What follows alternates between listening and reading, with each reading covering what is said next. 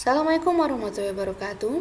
Pada video pembahasan kali ini kita akan membahas tentang beberapa sifat dari fonon.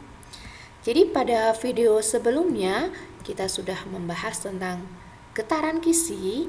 Jadi atom-atom yang ada di kisi itu sebenarnya tidak diam, tetapi mereka bergetar pada di sekitar daerah setimbangnya, ya.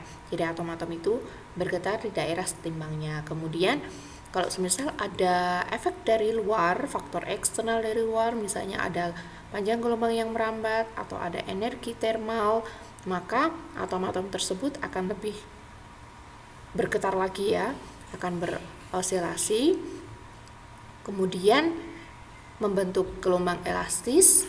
Nah, energi dari gelombang elastis itu terkuantisasi menjadi fonon. Kemarin kita sudah bahas tentang getaran kisi monoatomik satu dimensi, kemudian kita dapatkan relasi dispersinya. Nah, relasi dispersi itu memberikan informasi kepada kita tentang frekuensi sudutnya atau omeganya atau frekuensi angularnya. Jadi apa itu fonon? Fonon itu kuantisasi energi gelombang elastis dari getaran kisi. Jadi sama halnya seperti foton. Kalau foton itu kan dia kuantisasi dari gelombang elektromagnetik, energi gelombang elektromagnetik biasanya disimbolkan seperti ini, ya. Kemudian kalau fonon itu kuantisasi dari energi gelombang elastis pada kisi, ya. Ini simbolnya seperti ini. Energinya ini sama seperti energi foton. Energi foton itu kan biasanya NH-nu, ya. E sama dengan NH-nu, ya. Atau NHF, ya, biasanya kalau frekuensinya dalam bentuk F dengan NH-nu. Cuma karena di sini kemarin kita membahasnya dengan pendekatan osilator, kemudian kita dapatkan omeganya, maka kita alih-alih menggunakan nu, kita lebih menggunakan omega. Tapi sama saja, ya. Jadi N di sini itu sama dengan 0 atau integer positif, dan omega adalah frekuensi angular getaran kisi. Kemudian karena tadi salah satu penyebab atom-atom pada kisi itu bergetar adalah adanya energi termal, ya. Nah, jumlah fonon sendiri nanti berubah relatif terhadap suhu. Jadi jumlah rata-rata dari fonon N rata-rata sama dengan 1 eksponensial H bar omega per KBT min 1. Nah, ini sebenarnya relasi seperti ini kan bisa kita dapatkan dari statistik, ya. Dari fisika statistik, kita kan sedang belajar fisika statistik juga. Jadi karena fonon ini termasuk partikel boson yang tak dapat terbedakan, sehingga mengikuti fungsi distribusi Bose-Einstein, ya. Kemudian fonon itu mempunyai karakteristik yang mirip seperti dengan foton, dan fonon juga dapat mengalami interaksi hamburan. Jadi fonon ini mempunyai karakteristik yang mirip dari foton dengan foton. Salah satunya, ya, foton dapat mengalami interaksi hamburan atau scattering, ya. Kemudian bagaimana dengan eksperimen yang dapat membuktikan keberadaan fonon? Jadi seperti halnya ketika kita belajar tentang foton, jadi foton ini keberadaannya sangat diperlukan untuk menjelaskan hasil eksperimen radiasi benda hitam, kemudian efek fotolistrik dan efek Compton. Jadi keberadaan foton itu diperlukan untuk menjelaskan beberapa hasil eksperimen. Kemudian sama halnya seperti foton sendiri itu sebenarnya belum ada eksperimen langsungnya yang dapat membuktikan adanya kuantisasi getaran kisi, energi getaran kisi.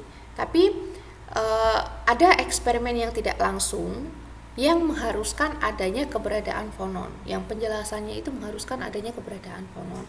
Eksperimen apa? Misalkan atau fakta ini, ya, fenomena misalnya kapasitas panas kisi itu ternyata mendekati 0 ketika, ya.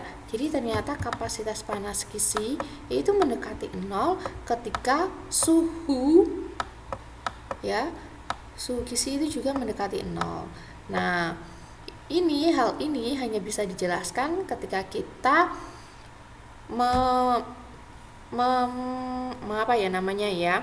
menggunakan konsep fonon.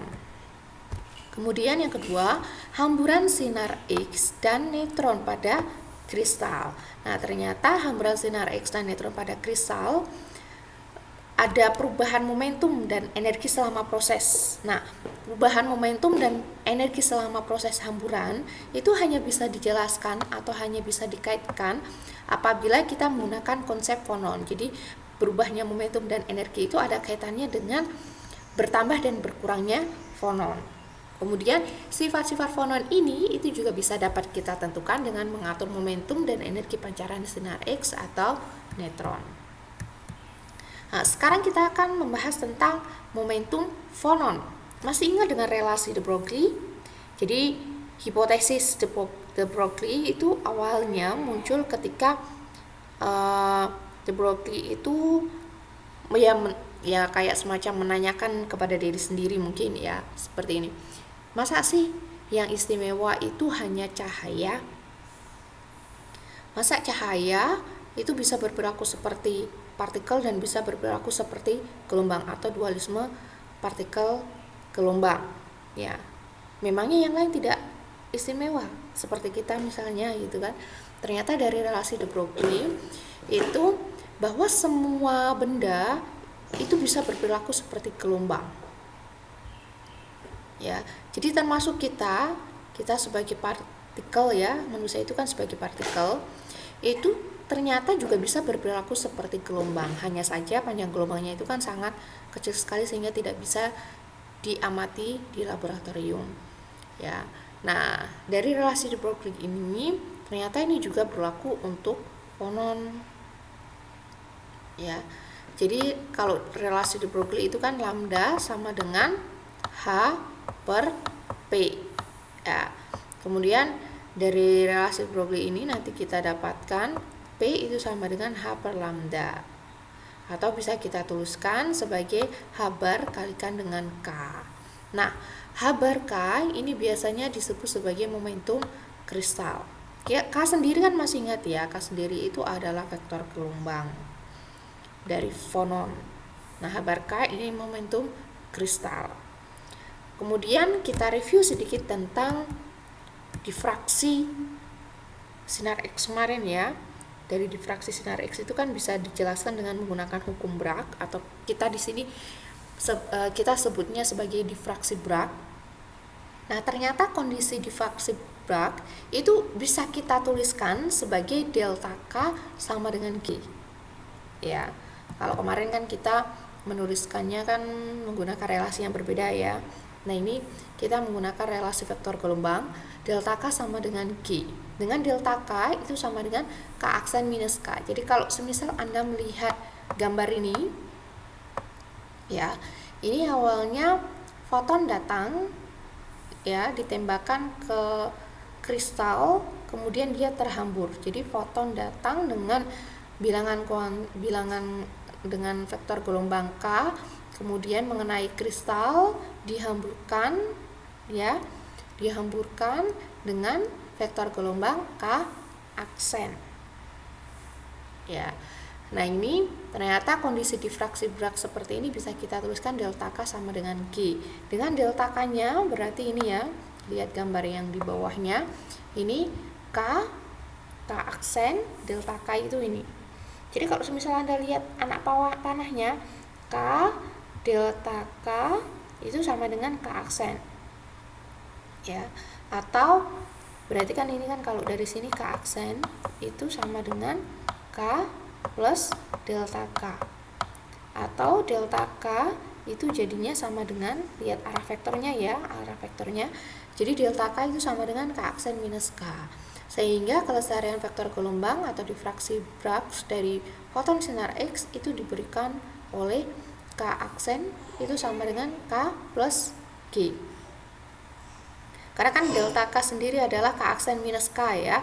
Jadi kita tinggal substitusikan saja ini ke dalam sini, kemudian kita pindah ruas K-nya sehingga kita punya K aksen sama dengan K plus G.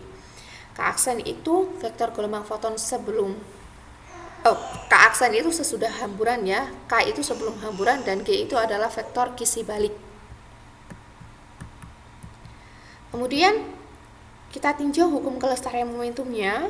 Jadi kalau semisal vektor gelombang ini kita kalikan dengan habar, ini akan menjadi momentum ya. Jadi hukum kelestarian momentum yang berlaku adalah habar K aksen, jadi persamaan 5. Ini tinggal kita kalikan dengan habar saja. Jadi persamaan 5 itu kita tinggal kalikan dengan habar, sehingga kita punya habar K aksen sama dengan habar K plus habar G. Kemudian hukum kelestarian energinya itu berlaku habar omega.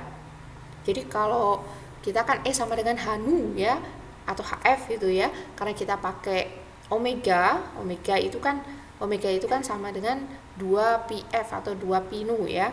Jadi energi yang berlaku adalah habar omega pH sama dengan habar omega pH aksen.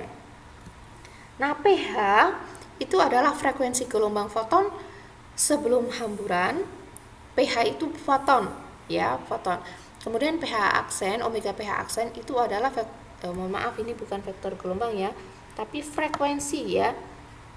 Frekuensi angular dari foton sesudah hamburan. Nah, hamburan sinar X macam ini disebut sebagai hamburan normal. Maksudnya ini ya hamburan normal, tidak ada faktor yang lain gitu ya. Atau hamburan elastis. Nah, sekarang kita akan membahas yang tidak normal atau hamburan yang tak elastis. Nah, nanti di sini muncul yang namanya fonon. Jadi kita tinjau gambar A. Ini kita bahas hamburan yang tak normal ya. Kalau normal tadi itu kan kondisinya kan seperti difraksi Bragg tadi ya. Nah, kita tinjau yang gambar A. Nah, gambar A di sini merupakan gambar kreasi fonon, produksi fonon ya. Jadi proses hamburan foton yang disertai dengan pancaran fonon dengan vektor gelombang K. Kalau yang tadi hamburan yang normal tadi itu kan foton, dia kita tembakkan ke kristal, kemudian hasilnya adalah foton. Jadi foton masih tetap jadi foton gitu loh. Jadi foton gamma gitu ya. Foton ditembakkan ke kristal, hamburannya hanya terpental foton saja, sehingga disebut sebagai hamburan normal atau hamburan elastis. Nah, sekarang kalau semisal kita menembakkan foton ke kristal, ternyata hasil hamburannya itu berupa foton dan fonon misalnya ya. Dan fonon. Nah, fonon saya simpulkan sebagai F gitu ya. Jadi ini adalah proses kreasi fonon. Nah, fonon yang tercipta, yang terkreasi itu mempunyai vektor gelombang K besar. Jadi ini kalau semisal Anda lihat bentuknya, foton itu kan gelombang-gelombang ya, dengan vektor gelombang K, ini arahnya begini ya. Berarti di sini itu dia mengenai kristal ya. Jadi mengenai isi kristal. Kemudian setelah terjadi hamburan, setelah ditembakkan ke kristal, itu tercipta fonon ini omega ya, dengan bilangan dengan vektor gelombang K. Kemudian foton yang tadi, yang ditembakkan tadi, itu mengalami hamburan dengan vektor gelombang K aksen ya. Jadi energinya sudah berkurang ini nanti, omega dan omega aksennya itu nanti akan berkurang. Nah, hukum kelestarian vektor gelombangnya berarti K aksen plus K itu sama dengan K plus G. Jadi kan biasanya kan sebelum proses hamburan itu sama dengan setelah proses hamburan. Kalau semisal Anda melihat di sini K aksen plus K itu sama dengan K plus G. Jadi kalau semisal dari kiri ini adalah setelah hamburan, kemudian kalau kanan yang di sini itu adalah sebelum hamburan. Loh, di sini kan bukannya cuma ada K aksen dan K saja. Kenapa bisa muncul G? Jadi karena tadi foton yang datang dengan vektor gelombang K ya, dia mengenai kisi kristal. Nah, ketika mengenai kisi kristal itu kan berarti nanti muncul vektor gelombang G. Nah, vektor gelombang G ini merupakan vektor gelombang dari kisi balik. Jadi kalau kena kristal berarti di sini K plus G. Nah, hasil dari hamburannya berupa foton dengan vektor gelombang K aksen dan fonon dengan vektor gelombang K besar. Kemudian Hukum kelestarian momentumnya tinggal persamaan 8 kita kalikan dengan habar. Jadi kita punya habar K aksen plus habar K sama dengan habar K kecil plus habar G. Kemudian hukum kelestarian energinya berarti habar omega. Oke, Anda lihat di sini ya. Di sini yang sebelah kiri ini kan setelah terjadi proses hamburan, yang kanan itu sebelum terjadi proses hamburan. Nah, sebelum terjadi proses hamburan, partikel yang datang itu kan hanya foton yang mempunyai energi, yang mempunyai frekuensi omega atau yang mempunyai energi habar omega foton ya. Habar omega pH di sini, habar omega foton. Dia foton datang dengan energi habar omega pH mengenai kisi kristal. Kemudian setelah terjadi hamburan, terpentallah foton dengan energi habar omega aksen foton ditambah dengan habar omega. Nah, habar omega sendiri, omega yang ada di sini merupakan frekuensi punyanya fonon. Ya, ini harusnya ada pH-nya ini ya, biar nggak salah ini ya, pH gitu ya. Jadi omega adalah frekuensi fonon yang dibangkitkan. Jadi ini adalah proses kreasi fonon. Kemudian kalau kita meninjau gambar B, ini merupakan proses absorpsi fonon. Jadi sama seperti foton. Foton itu kan bisa diproduksi dan bisa diserap ya, bisa diproduksi dan bisa diserap. Fonon juga sama, fonon juga bisa diproduksi dan bisa diserap ya melalui hamburan tak elastis ini. Nah, kita tinjau gambar ke B. Coba Anda lihat anak panahnya. Anak panahnya kan di sini foton dengan vektor gelombang K ya. Dia bertemu dengan fonon. Ini kan dia kan berhadapan-hadapan ini ya anak panahnya ya. Jadi foton menyerap fonon yang mempunyai vektor gelombang K besar. Kemudian setelah itu yang keluar setelah proses itu hanya foton. Jadi kalau mau digambarkan di sini ya, jadi foton menyerap fonon, kemudian hasilnya itu diperoleh foton aksen. Gitu. Ini serapan ya, penyerapan fonon. Kalau semisal kita tuliskan hukum kelestarian vektor gelombangnya, jadi kan ini karena ini diserap ya, jadi yang kiri ini adalah hasil setelah penyerapan ya, hasil setelah penyerapan. Kemudian yang kanan ini sebelum terjadi proses. Jadi kan di sini foton, ceritanya kan foton dengan vektor gelombang K ya datang mengenai kisi kristal sehingga di sini ada G ya. Kemudian dia juga menyerap fonon sehingga di sini ada K besar. Jelas ya. Kemudian setelah diserap yang dihasilkan berupa foton dengan vektor gelombang K aksen. Kemudian hukum kelestarian momentumnya persamaan 11 tinggal kita kalikan dengan habar, dan hukum kelestarian energinya di sini berarti habar omega foton aksen itu sama dengan habar omega. Nah, omega yang ada di sini berarti foton yang diabsorpsi ya. Kemudian habar omega foton yang datang ini. Oke. Nah, dari persamaan 10 dan 13, 10 dan 13 ya. Persamaan 10 dan 13, kita dapatkan relasi antara foton aksen dengan foton yang datang dengan foton yang hasil dari hamburan itu frekuensinya tidak sama. Jadi dari persamaan 10 dan 13, omega foton aksen itu tidak sama dengan omega foton. Ini jelas ya. Kemudian kita bahas kalau tadi itu kan fonon itu diserap dan diproduksi oleh foton, gampangannya begitu ya, karena ada foton. Jadi ada foton yang ditembakkan ke kisi kristal sehingga bisa menyebabkan absorpsi dan kreasi fonon. Nah, sekarang kita bahas kebalikannya. Apakah bisa fonon ya, fonon kalau misalnya ditembakkan gitu ya, kemudian bisa bisa menghasilkan foton gitu. Jadi apakah bisa terjadi sebaliknya? Nah, ini kita bahas hamburan tak elastis foton oleh fonon. Jadi foton ini dihamburkan oleh fonon dalam kristal. Nah, interaksi fonon-fonon itu dapat terjadi karena adanya perubahan konsentrasi atom yang dikarenakan indeks refraksi kristal. Kita tinjau sebuah foton dengan frekuensi omega nu ini ya. Nu sama dengan omega foton per 2pi dengan vektor gelombang yang merambat melalui kristal dengan indeks refraksi kontinu n, sehingga kita dapatkan omega foton itu sama dengan CK per N. C sendiri adalah kecepatan cahaya, K sendiri tadi adalah vektor gelombang itu ya, N itu adalah indeks refraksi, atau bisa kita tuliskan lambda nu itu sama dengan C per N.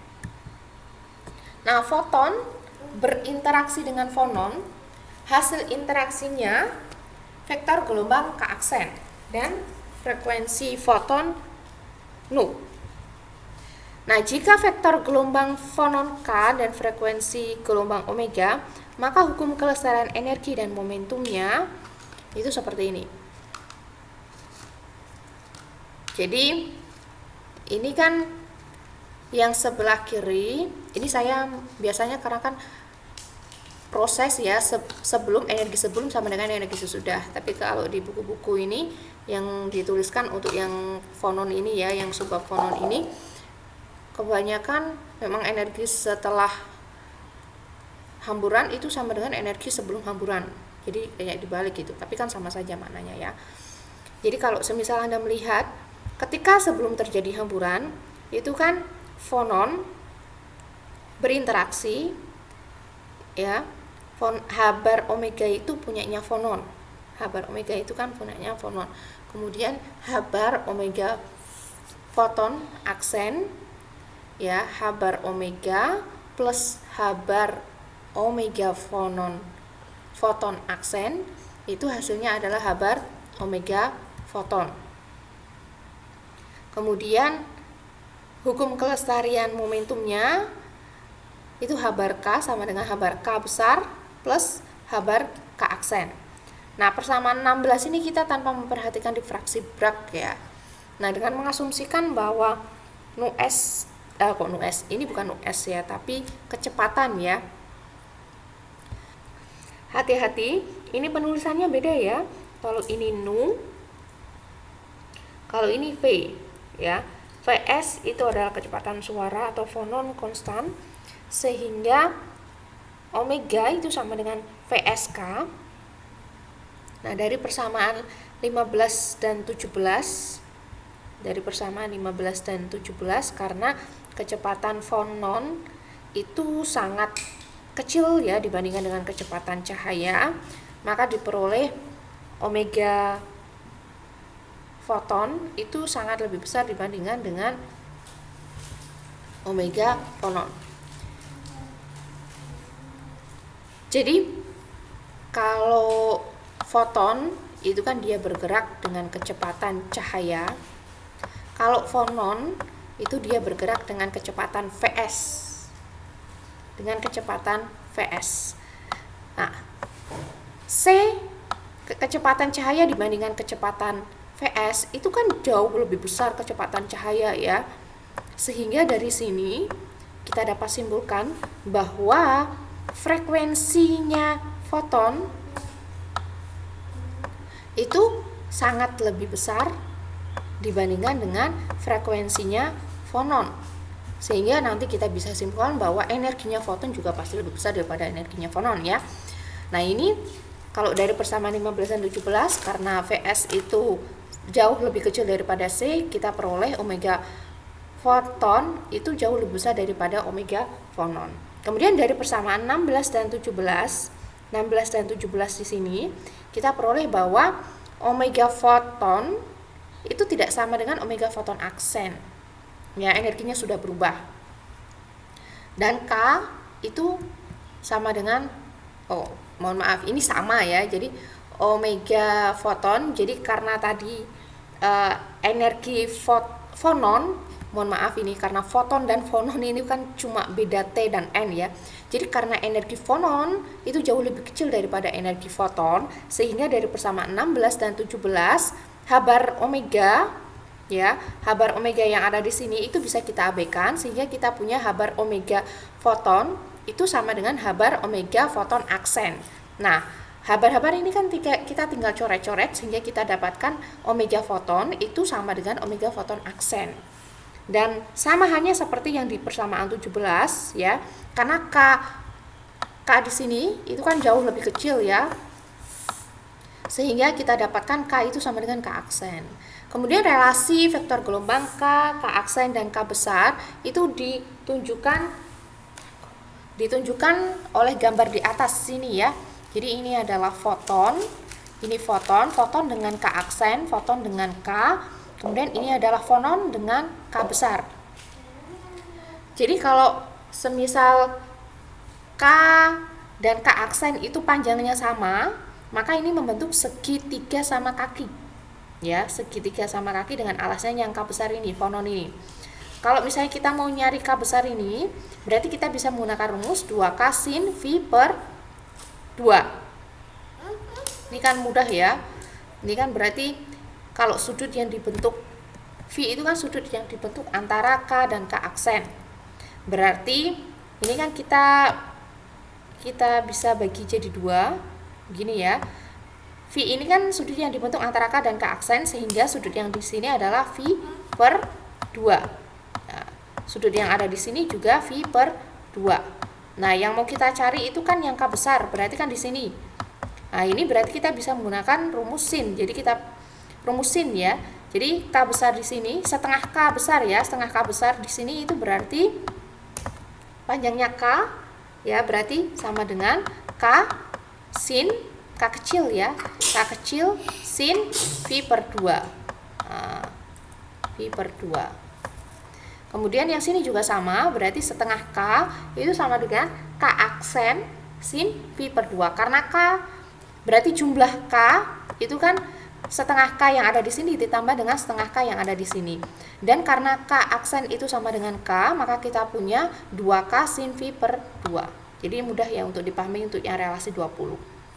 Kemudian fonon itu diproduksi ketika foton terhambur secara tak elastis pada sudut V per 2 dari arah datang. Nah, frekuensi fonon yang diberikan itu adalah omega sama dengan Vs kalikan K, dengan K-nya ya, K-nya itu kita substitusikan dari persamaan 20. Jadi kita punya K 2K sin V per 2. Kemudian K-nya di sini kita substitusikan dari persamaan 15 ya, dari persamaan 15. Berarti K itu sama dengan omega foton kalikan N per C sin V per 2. Itu ya. Jadi itu tadi tentang fonon ya. Jadi fonon bisa diabsorpsi dan juga bisa dikreasi.